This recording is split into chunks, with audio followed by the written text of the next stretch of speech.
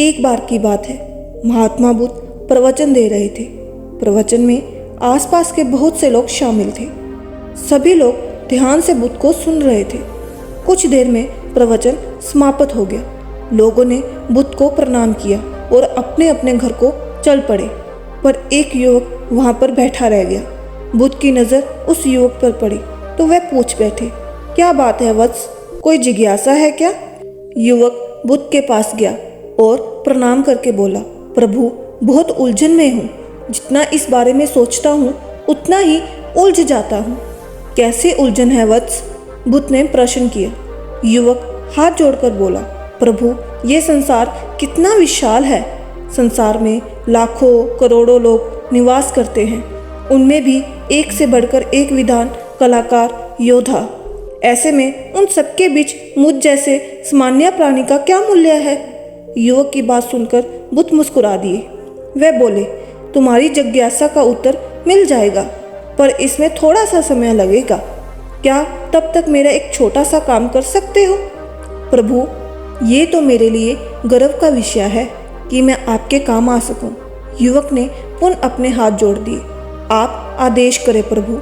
बुद्ध ने युवक को एक चमकीला पत्थर देते हुए कहा, तुम्हें इस पत्थर का मूल्य पता करना है, पर ध्यान रहे इसे बेचना नहीं है, सिर्फ मूल्य पता करना है। जैसी आज्ञा प्रभु, कहते हुए युवक ने बुद्ध से वह पत्थर ले लिया।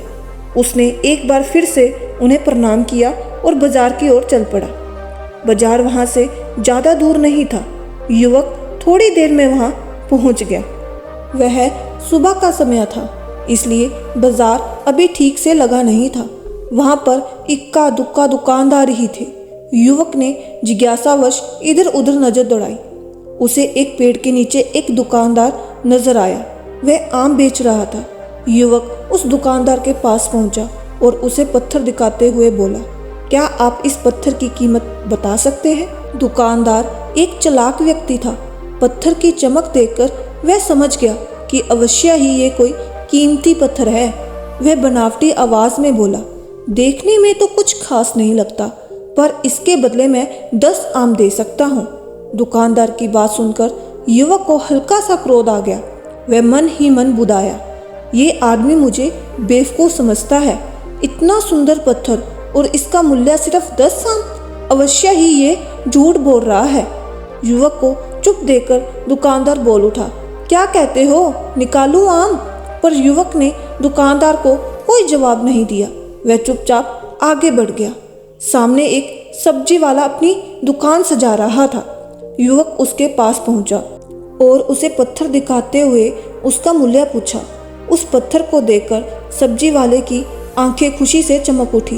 वह मन ही मन सोचने लगा, ये पत्थर तो बहुत कीमती जान पड़ता है।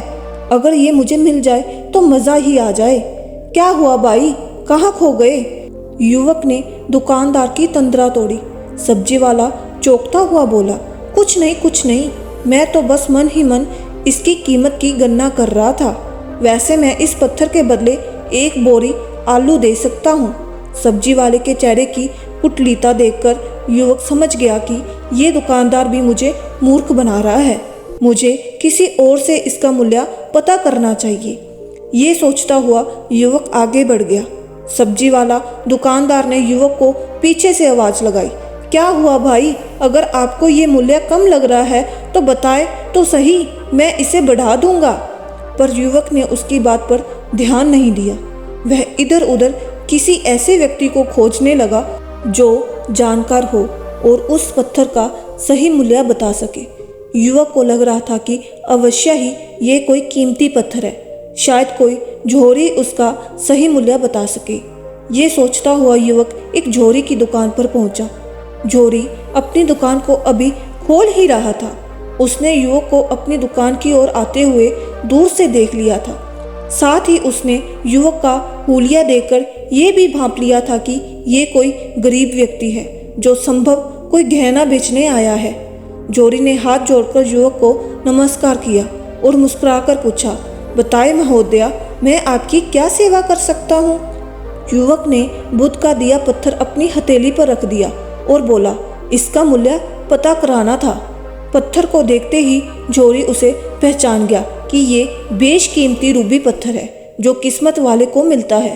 वह बोला, पत्थर मुझे दे दो और इसके बदले 1,00,000 रुपए ले लो।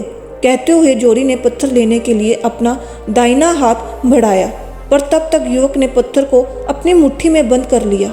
उसे पत्थर के मूल्य का अंदाजा हो गया था, इसलिए वह बुद्ध के पास जाने के लिए मुड़ गया।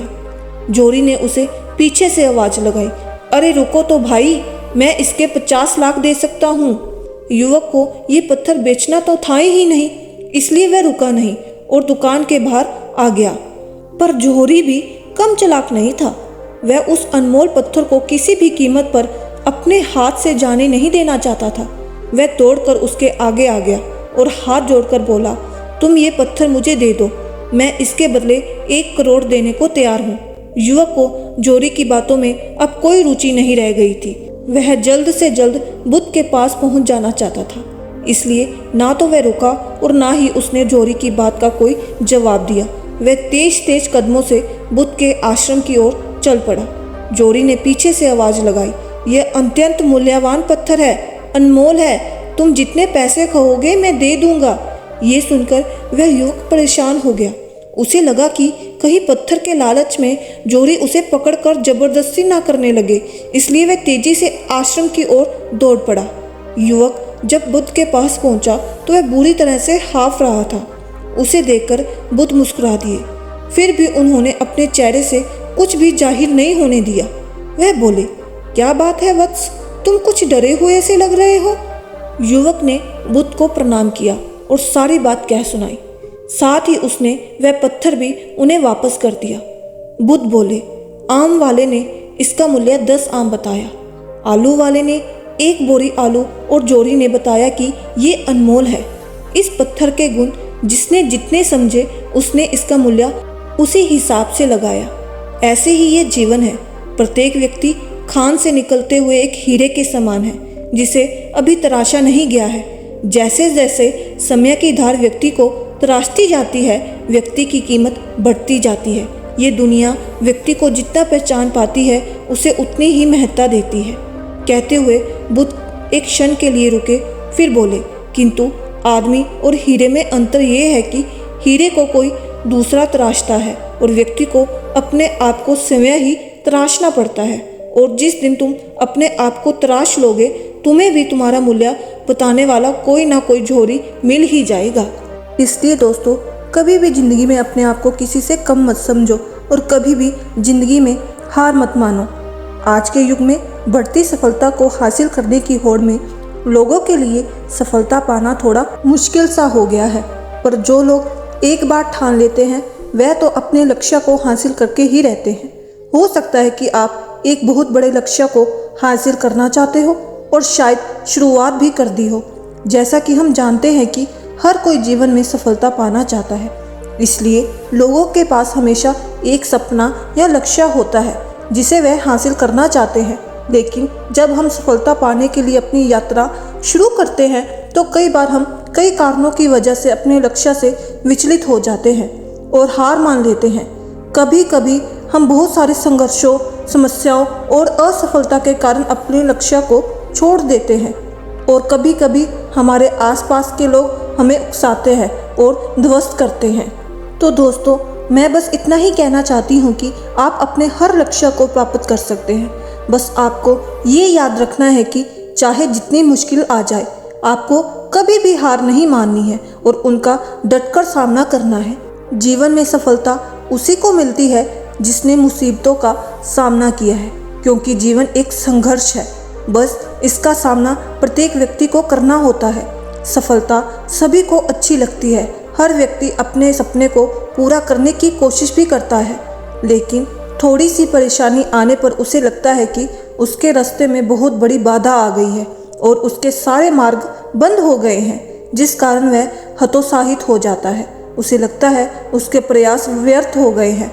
अधिकांश लोगों के साथ ऐसा ही होता है, लेकिन दूसरी ओर दुनिया में ऐसे लोग भी हैं जिन्होंने विषम से विषम परिस्थितियों में हार नहीं मानी, लगातार अपने सपने को पूरा करने में लगे रहे, क्योंकि उन्हें कभी ऐसा लगा ही नहीं कि वे हार रहे हैं। मन का डर हमेशा हमें आगे बढ़ने से रोकता है। जिस व्यक्ति के मन में हार जाने का डर है वह कभी भी अपनी पूरी क्षमता से काम नहीं कर सकता। उसका मन हमेशा कमज़ोर होने का एहसास कराता रहेगा। आप चाहे किसी भी फील्ड में हो, आप चाहे कोई भी कार्य कर रहे हो, आपको अपने मन को जीतना बहुत ज़रूरी है, क्योंकि जो व्यक्ति मन से हार जाता है वह अपार क्षमता होने के बावजूद कभी सफल नहीं हो सकता है।